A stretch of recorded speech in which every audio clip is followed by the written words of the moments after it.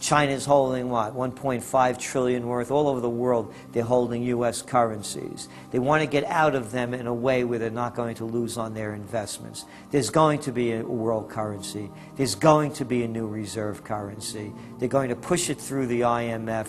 That's going to be the banksters that are going to be in charge of it. It's going to happen, and it's going to happen sooner rather than later. There was also a question to Geithner.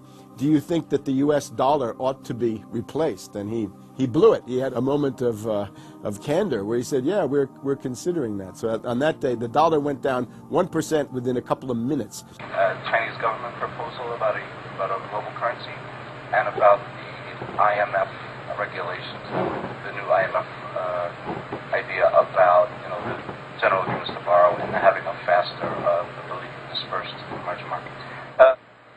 As I understand this proposal, it's a proposal designed to increase the use of the IMF's special drawing rights. We're actually quite open to that suggestion. Timothy Geithner's comment about a global currency is not off the table because it's not off the table and it's going to come.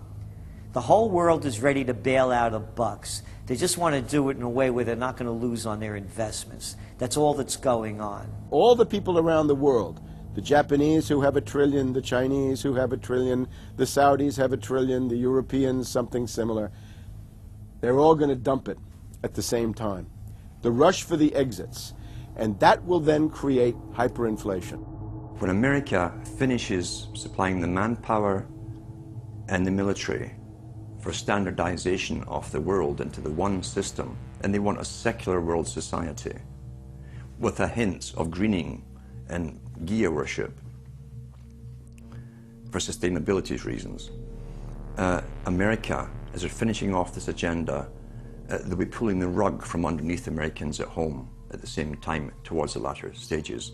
When the dollar starts to slide, and this was always the nightmare of Paul Adolph Volcker, who is now sitting in the Obama White House, once the dollar starts to go, there's nothing to stop it.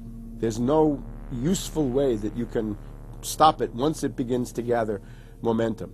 So I think we're facing the probability of some form of dollar panic combined with hyperinflation sometime during the Obama presidency. They're now pulling the rug away from under the feet of the people. They're becoming rapidly a non-manufacturing country. Any country that can't manufacture its own goods, even for self-defense, therefore is no longer sovereign, independent, and able to sustain itself, which tells you that this is all part of the plan. It started with the very beginning when you established that there was a Federal Reserve System given the power of the state to create money out of nothing and to do so without any regard to the will of the people, without any regard to what's behind the money system. In other words, strictly political and economic motives for the bankers and the politicians. Once you granted that power to a group, the Federal Reserve System, the economic crisis was inevitable. This has happened before. Every time in history when the government was given the power, or a group of banks in conjunction with the government was given the power to expand the money supply at will, those economic systems always wound up in crisis and always collapsed. So there's no reason to believe that the United States was given some kind of a get-out-of-jail-free card, an exemption from the processes of history.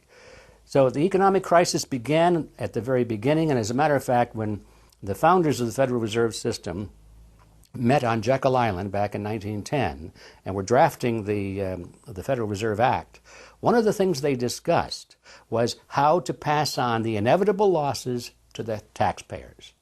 They knew that inevitably something like this would happen, and they knew that there had to be some way to get out of it without destroying the banks, of course, because they were the banks.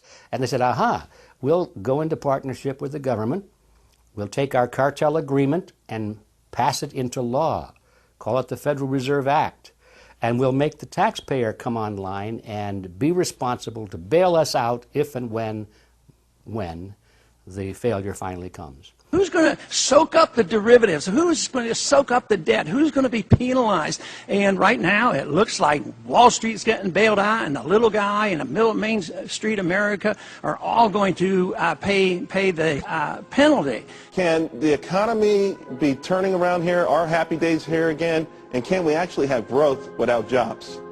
Is this an oxymoron, jobless recovery?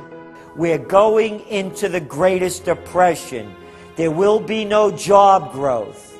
Unemployment will continue to escalate. Along with it, so too will crime, poverty, kidnappings, boss nappings. And the more things spin out of control, the harder the hammer is going to come down by the federal government to keep everyone in control. Power is much, much more important to them than money is. Money is only a way to the means. Power is the end result. The elite's main goal is to destroy national sovereignty and individual independence. To consolidate their grip on power, the banksters create artificial debt bubbles that are mathematically impossible to pay back. These are those sinister, toxic assets, the complex financial instruments that they talk about but never really name. They're paper based on paper. They're credit default swaps, collateralized debt obligations, mortgage-backed securities, asset-backed securities, structured investment vehicles, auction rate securities, and so on down the line. It's an immense mass of cancerous, fictitious, speculative paper, bloated in value, impossible to bail out. Triage the derivatives on their books. There's no way to bail out a $1.5 quadrillion black hole of derivatives, but nevertheless they tried. The Wall Street cronies are crooks. If you leave the vault to the bank open, these people are going to help themselves. The job of the government is to make sure there's somebody there to make sure the vault is closed, and very few people have the combination.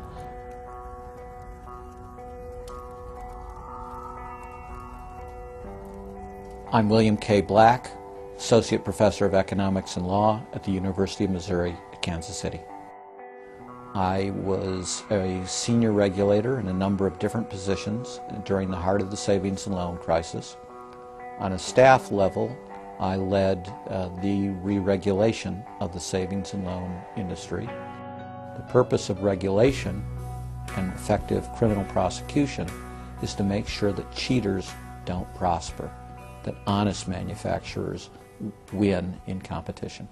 The primary driver of the current crisis is accounting control fraud. These are frauds led by the CEOs of the major lending institutions and major banks and institutional buyers of toxic waste product.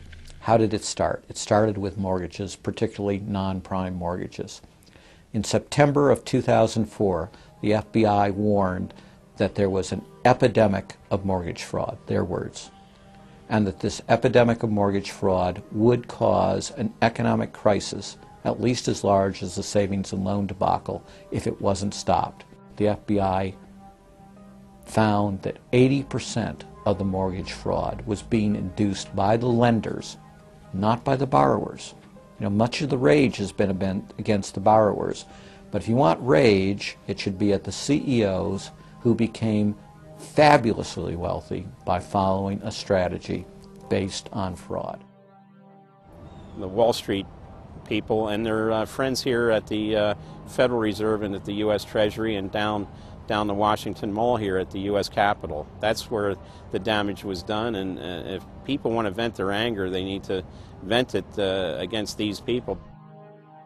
Between the Bush-Paulson administration and the Obama, Summers, Geithner, Volcker administration, there's really a total continuity of economic and financial policy. Geithner was on board at the Fed, the New York Fed, dealing with all these institutions. He didn't get it. And then we had this fellow who came up afterward, Mr. Friedman. He was on the Goldman Sachs board, and he didn't last too long as the Fed chairman. Why? Because he had a conflict of interest. Is it possible that there's so much conflict of interest here that all you folks don't even realize that you're helping people that you're associated with, and you should be recusing yourself for America's ethics? I behaved with the... You don't think you should have recused yourself when you asked Lehman to go in bankruptcy, you didn't put Bear Stearns in bankruptcy, and then you folded Merrill Lynch into... I mean, isn't there some point where you got to say, hey, I got a conflict of interest here? You don't feel any kind of scintilla of ethics on this thing at all? Totally. I operated very consistently.